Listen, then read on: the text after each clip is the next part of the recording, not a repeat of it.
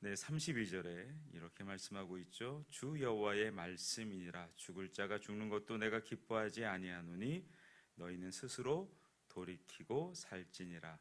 오늘 말씀의 주제는 돌이키면 삽니다. 돌이키면 삽니다. 아마 유다 공동체는 북이스라엘의 멸망을 쳐다보며 여러 가지 생각을 했을지도 모릅니다. 이것은 추측이죠. 성경이 모든 것을 다 자세히 말씀하지 않는 이유는 성경이 전달하고자 하는 분명한 핵심은 하나님이 누구시며 하나님은 우리에게 무엇을 원하시며 그런 우리가 무엇을 할 수 있는지 결론으로는 할 수 있는 것이 없다. 그러니까 처음부터 끝까지 너희는 나에게 붙들린 바 되어라. 이게 사실 성경의 핵심이고 우리가 성경을 읽다 보면 드는 궁금증은 하나님이 우리에게 지정의를 주셨고 우리에게 이해할 수 있는 이성을 주셨기에 한번 생각해 볼 만하다라는 또 생각이 듭니다. 도대체 이스라엘 공동체, 특히 유다 공동체는 북이스라엘의 멸망을 보고 무슨 생각을 했을까요? 합당하다, 타당하다 등등. 그러나 그 당시 시대 정서나 분위기로 돌아본다면 적지 않은 애증의 세월이 있었기 때문에 망할 놈 망했고 살 놈 살았다. 이 정도가 적절하지 않는가 싶습니다. 왜냐하면 북이스라엘의 멸망마저도 하나님 말씀, 우리가 오늘 본문에도 읽지 않았지만 나와 있는 내용이 뭐냐면 율례와 규례를 이렇게 표현합니다. 그러니까 율례가 뭘까요? 규례가 뭘까요? 각기 그 원문은 다르게 기록되어 있습니다. 그걸 좀 편하게 우리가 보자면 율례는 그 안에 거하는 것을 의미하고요. 규례는 우리가 살아가야 되는 반복적인 실행을 의미합니다. 제가 이 새벽 강단을 쓰면서 계속 반복적으로 말하는 두 가지 단어를 다르게 표현하고 있어요. 때로는 이렇게 표현하기도 하고 때로는 저렇게도 표현을 하는데 아마 눈치챈 분들은 아실 수도 있습니다. 우리가 간혹 기독교 신앙을 가진 분들이 오해하는 한 가지가 있어요. 무엇이 먼저냐? 우리가 이런 논쟁이 있죠. 닭이 먼저입니까? 달걀이 먼저입니까? 라고 얘기합니다. 그러니까 닭은 원인이고 달걀은 결과인데 이걸 어떤 각도에 보냐에 따라서 달걀이 먼저인지 닭이 먼저인지라는 사람들의 의식구조에 혼란이 있다라는 거죠. 창조적 맥락에서 보면 당연히 닭이 먼저죠. 닭이 있으니 뭐가 생긴 거죠? 달걀이 생긴 거죠. 저와 여러분이 하나님을 사랑한 게 아니에요. 이 순서를 바꾸시면 신앙이 굉장히 오묘해집니다. 그러니까 하나님이 나를 사랑하신 것을 내가 믿음으로 그 사랑의 넓이와 깊이에 따라 우리의 신앙이 우리가 하나님을 경험한 만큼 드려지는 거죠. 그러니까 믿음이 먼저인 거고 행함은 그 믿음에 이어지는 당연한 응답인 거예요.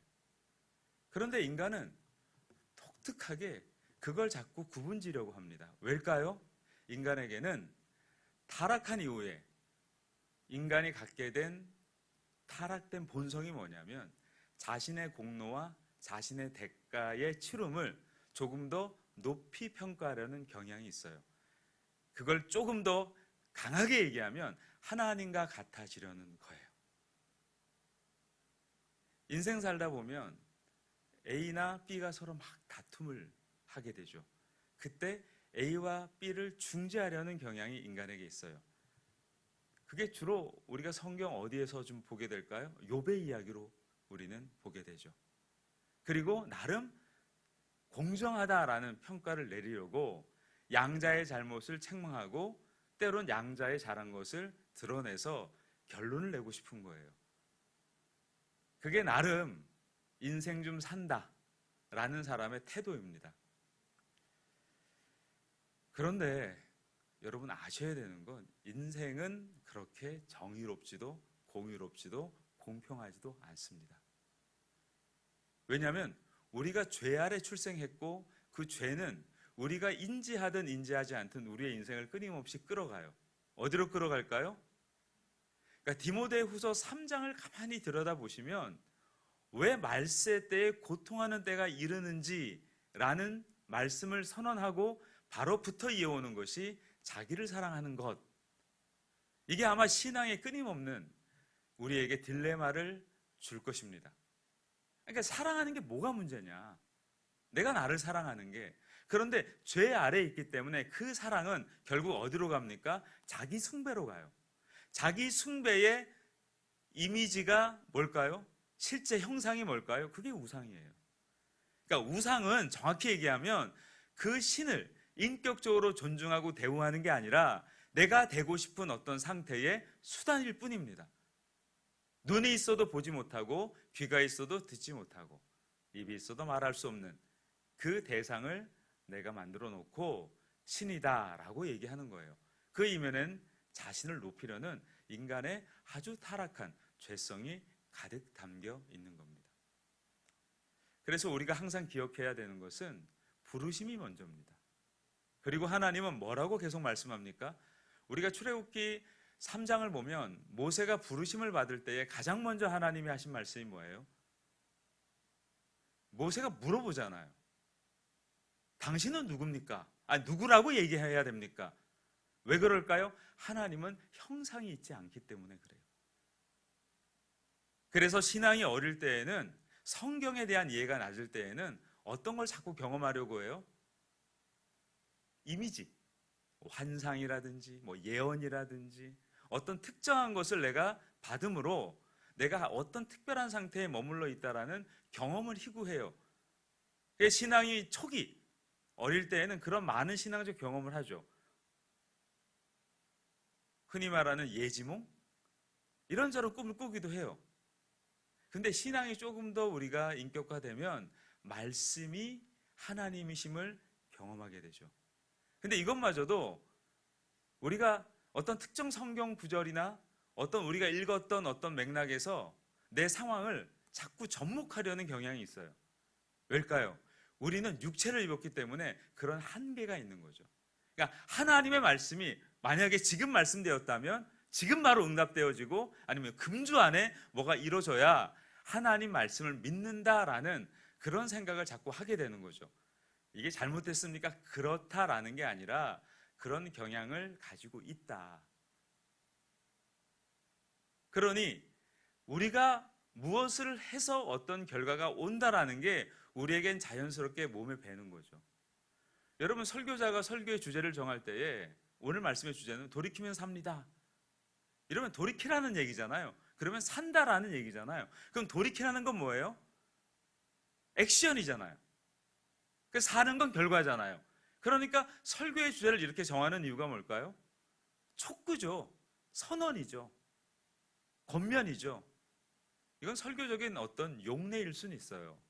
그런데 그 안에 들어가 보면 무엇을 말하고 싶은가라는 거예요. 평소에 제가 우리 공동체를 보면서 안 돌이키는 것 같아. 그럼 돌이켰으면 좋겠어. 그럼 뭐가 들어가는 거예요? 설교자의 의지가 들어가는 거죠.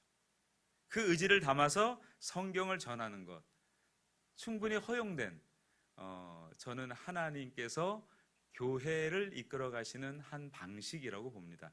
방식이지 그것이 진리일 수는 없어요. 다만 저와 여러분을 불러내신 그 하나님은 한 분이시요, 여러분 안에도 성령으로 내주하시고 오늘 이 시간 저와도 함께 하십니다. 그것이 사실인 거예요. 그 말이 뭐예요? 누가 우리 가운데 거하시느냐. 제가 어제도 말씀드리지 않았나요? 기독교인이 간혹 행사를 하거나 교회 여러 가지 일을 할 때 놓치는 게 있다. 왜 하냐라는 거예요. 왜 하냐. 뭐 때문에 하느냐. 가만히 하다 보면 그 중요한 핵심을 빼뜨려 놓고 하는 행위에 몰입하는 경우를 우리가 왕왕 보게 되죠. 그게 인간의 연약함이죠. 그래서 말씀을 읽고 하나님의 뜻을 따르려는 가장 주된 요인은 뭘까요? 하나님이 우리를 부르신 그 부르심의 소망에 반응하려는 거예요. 그러니까 북이스라엘이 멸망한 것은 한 가지 원인이에요.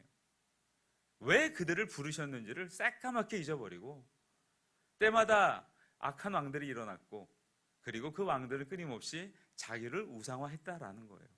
그나마 남유다가 200년 늦게 멸망한 것은 그나마 덜했다는 거죠. 그런데 여러분, 오늘 이 본문의 내용을 읽어보면 어떻습니까? 악인이라도 돌이키면 살고 의인이라도 계속 그 의를 주장하고 살면 살아가겠지만 그가 악을 행하면 그도 죽는다. 그런데 하나님 마음이 어떻다는 거예요? 악인이 죽는 걸 내가 원하지 않는다. 결국에 돌이키라는 거예요. 그래서 이 마음으로 우리가 복음을 전하는 거죠. 그러니까 복음을 전할 때 또 하나의 왜곡이 뭘까요? 네가 예수님 떠났기 때문에 여러 가지 어려움을 겪는다. 그 어려움을 겪는다라는 것이 예수님을 떠난 현상으로서 우리가 설명을 하잖아요. 충분히 그럴 수 있죠. 그럼 여러분 예수님 믿고 아무 문제 없으셨습니까? 아무 일도 안 일어났습니까? 오히려 예수님 믿고 나서 일어난 여러 가지 어려움은 뭘 만들어낼까요?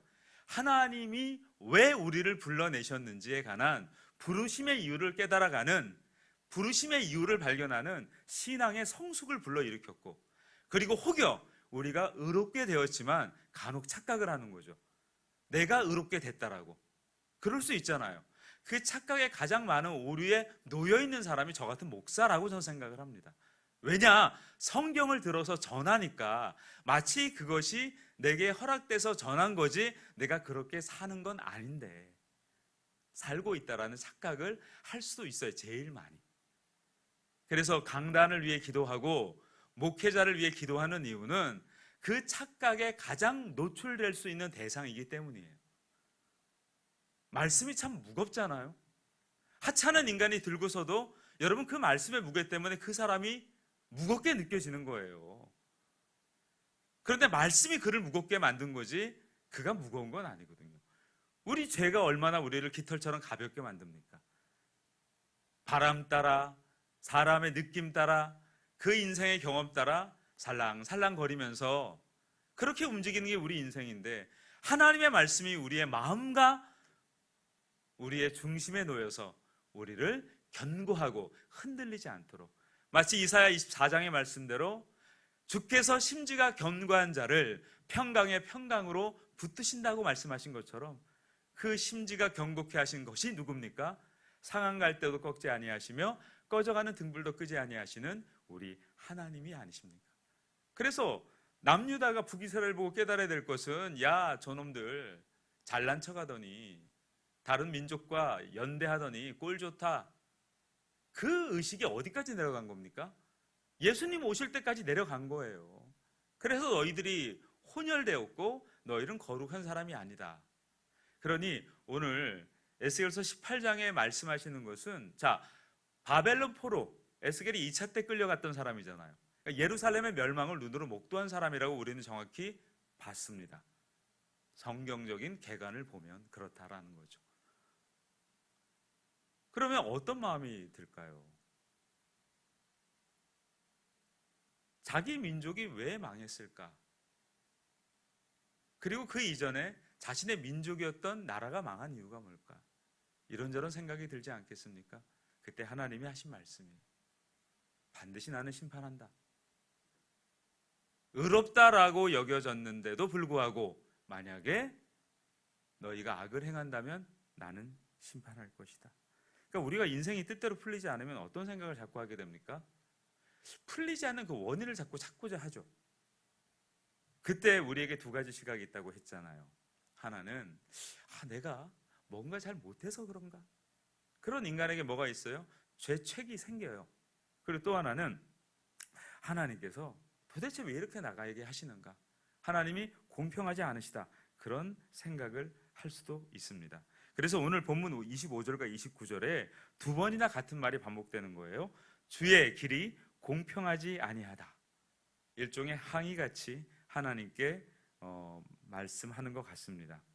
오늘 1절에서 20절까지 오면 어떤 말씀이 있냐면 그 유대 속담이 나오죠. 아버지가 신포도를 먹었으므로 아들의 이가 시다. 자, 이 말을 20절에 이런 말씀으로 표현하고 있습니다. 범죄하는 영혼은 그 영혼은 죽을지라 아들은 아버지의 죄악을 담당하지 아니할 것이요 아버지는 아들의 죄악을 담당하지 아니하리니 의인의 공의도 자기에게로 돌아가고 악인의 악도 자기에게로 돌아가리라. 자, 이 말씀을 들을 때 여러분 어떤 말씀과 이어지나요? 출애굽기 20장 5절과 연관되지 않나요? 어떤 내용일까요? 우리가 많이 복음 전하며 인용했던 거죠. 자녀의 대가, 그 부모의 죄가 전가될 거다. 그 말의 의미는 칼빈도 이렇게 얘기를 했습니다. 부모의 행위를 따라간다면이지, 부모가 잘못했으니 그 죄책으로 자녀에게 전가되는 건 아니라는 거예요. 오히려 여러분, 그렇다면 우리가 지금 예수 믿는 건 오류가 있지 않나요? 뭘 잘해서 믿었나요? 하나님이 우리를 긍휼히 여기신 거죠. 우리 부모가 예수님 믿었을 수도 있어요. 근데 아닌 경우도 허다하잖아요. 뭘 근거로 우리가 예수님 믿었나요? 우리가 복음의 긴박성을 전하다 보니, 그리고 현장의 어떤 상황을 보다 보니 그렇게 우리가 말할 수는 있어요. 뭘로요? 경험과 현상으로. 근데 성경은 명확히 말하고 있습니다. 오늘 20절의 내용이죠. 아들은 아버지의 죄악을 담당하지 아니할 것이요 아버지는 아들의 죄악을 담당하지 아니하리니 의인의 공의도 자기에게로 돌아가고 악인의 악도 자기에게로 돌아가니라. 그래서 하나님은 공평하신 분이에요. 그래서 우리가 뭐 하라는 거죠? 결론은 돌이키라는 거예요. 자, 이젠 북이스라엘도 멸망당했고 남유다도 멸망당했는데 뭐 하라는 거예요? 멸망이 핵심이 아니라는 거죠. 심판의 이유가 뭐예요? 돌이키라는 거예요. 우리가 만약 우리 죄를 자백하면 저는 미쁘시고 의로우사 우리를 모든 불의에서 깨끗게 하시겠다라는 거예요. 그 요한일서 1장 9절의 말씀 아닙니까? 돌이키라는 거예요. 돌이키면 삽니다. 우리가 그 회복의 복음을 전하는 자예요. 왜요? 우리도 심판을 받았거든요. 이 심판을 받았다는 것, 결과론적 얘기죠. 그건 에베소 2장 1절 이후에 나와 있습니다. 허물과 죄로 죽었던 너희라고 얘기해요. 그래서 우리가 항상 기억해야 되는 것은 우리가 무엇을 했고 잘했기 때문에 부르심을 받은 게 아니라 하나님이 우리를 의롭다 하셨다. 그래서 이것을 우리가 신학적 표현으로 뭐라고 얘기합니까? 칭의 구원이라고 얘기해요. 그러니까 하나님이 의롭다 해준 거예요. 그래서 그걸 깨달은 사람이 어떻게 하면 이 은혜를 우리가 계속적으로 향유할 것이냐. 그래서 죄와 싸워 우리가 나아가는 거죠. 근데 죄와 싸워 나아갈 때에 우리가 허점과 틈을 보일 수가 있잖아요. 무엇으로 말미암아? 우리의 구습을 따라 살아갈 때에 그때 마귀가 우리의 그 틈을 타고 들어오는 거예요. 들어온다는 얘기는 우리 안에 온다는 게 아니죠. 택자, 구원받은 자에게 마귀가 들어올 수 있느냐? 들어올 수 없어요. 헷갈리지 마십시오. 교회 다녔는데 예를 들어 귀신이 들릴 수는 있어요. 교회를 다녔기 때문에 그래요. 성령이 내주하시면 어떻게 귀신이 그 영혼을 잠식할 수 있겠습니까? 베레아라 니단이 왜 죽은 사람의 영혼이 그 수명을 채우지 않고 돌아다닌다라는 헛소리를 하거나 모든 현상과 증상을 마귀의 이야기라고 평가합니까?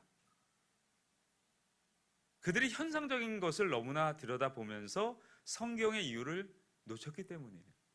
그럴 수 있죠. 하나님께서 그리스도를 이 땅에 내어주신 것은 당신의 공의를 이루시기 위한 거지 마귀에게 그 대가를 치른 게 아니잖아요.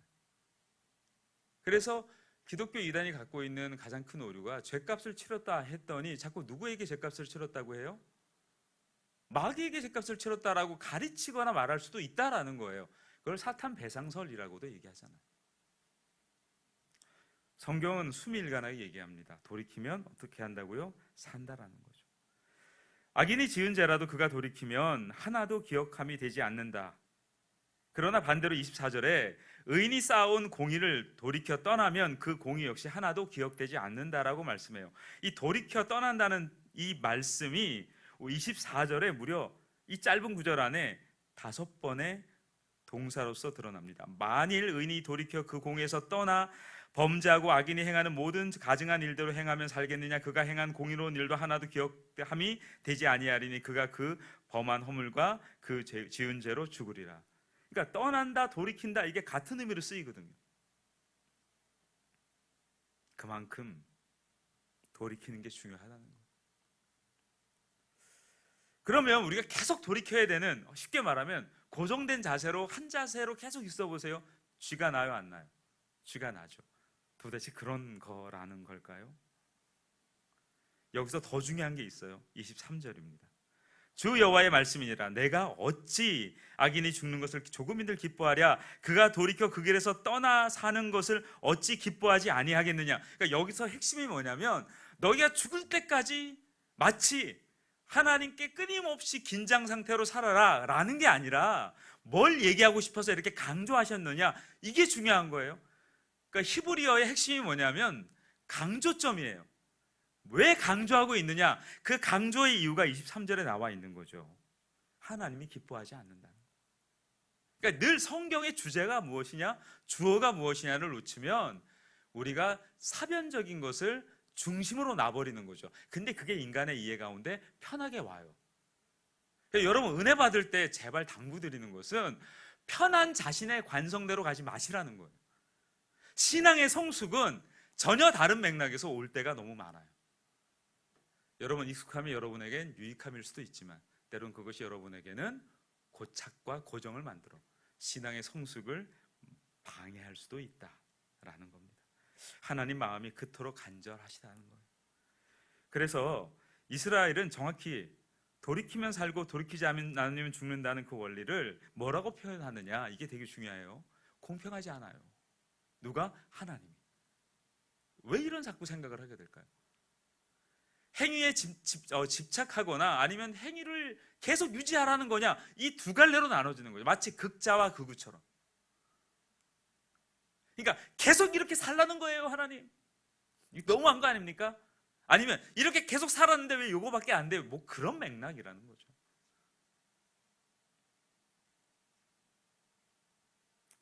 하나님은 공평하신 분이에요. 그걸 기억하라는 거죠. 여러분, 새 마음을 얻으시기 바랍니다. 이게 뭐냐면 31절에 이렇게 말씀하고 있어요. 너희는 너희가 범한 모든 죄악을 버리고 마음과 영을 새롭게 할지어다. 이스라엘 족속아, 너희가 어찌하여 죽고자 하느냐. 너희는 너희가 범한 모든 죄악을 버리고 마음과 영을 새롭게 할지어다. 이 마음 그리고 영, 여러분, 이게 우리 손과 우리의 의지대로 되나요? 마음은 뭘 의미합니까? 성경은 이 마음을 자꾸 그릇으로 얘기를 해요. 그래서 심지어 우리가 고린도서 3장 16절에 뭐라고 얘기합니까? 이 마음을, 우리의 몸을, 쉽게 말하면 마음과 몸이 담겨 있는 게 우리가 이 마음이니까 이 성전 삼아 계신다라고 해요. 우리의 몸을. 그럼 이 성전 삼아 계시는 하나님이 우리를 마음껏 주장하셔야 될 거 아니에요. 그러면 이 마음과 몸을 새롭게 하는 것은 우리의 결단과 우리의 의지보다 더 중요한 게 있어요. 결단과 의지가 필요 없다는 게 아니에요. 그것을 우리가 주님께 내어드려야 되는 거예요. 뒤이어서 이런 말씀이 남아있죠. 우리가 읽지 않았지만 에스겔서 36장 26절부터 27절에 이런 말씀이 있습니다. 내가 새 영을 너희 속에 두고 새 마음을 너희에게 주리라. 이걸 보십시오. 내가 새 영을 너희 속에 두고 새 마음을 너희에게 주리라. 누가 주신다는 거예요? 누가 주신다는 거예요? 그러니까 주의 말씀이 먼저 선행돼요. 그리고 우리가 그 말씀을 이루려고 하는데 안 돼요. 근데 이루려고 하는 것을 하나님 뭐라고 해요? 의로 여긴다는 거죠. 이게 중요한 거예요. 그러니까 이루려고 하는 그것 때문에 너를 구원하는 게 아니라 우리가 구원받았기 때문에 이루려고 하니 그것을 의롭다 여기고 이루지 못한 그 모든 걸 누가 채우시겠다는 거예요? 하나님이 채우시겠다는 거예요. 그래서 모든 것이 주의 은혜라고 얘기합니다. 이 아침에 혹시 우리가 하나님을 잘못 오해하고 있거나 우리의 힘으로 새 마음을 빚어보려다 지쳤다라면 이 모든 것이 누구로부터 원인되어지고 결과되어진다는 것을 이해하면 되냐면 하나님이시라는 겁니다. 여러분, 이제 여러분의 기준과 또 여러분의 어떤 저울이 있을 수 있어요. 거기에 달아놓지 마시고 하나님의 은혜 앞에 여러분 서시기를 주님의 이름으로 권면합니다.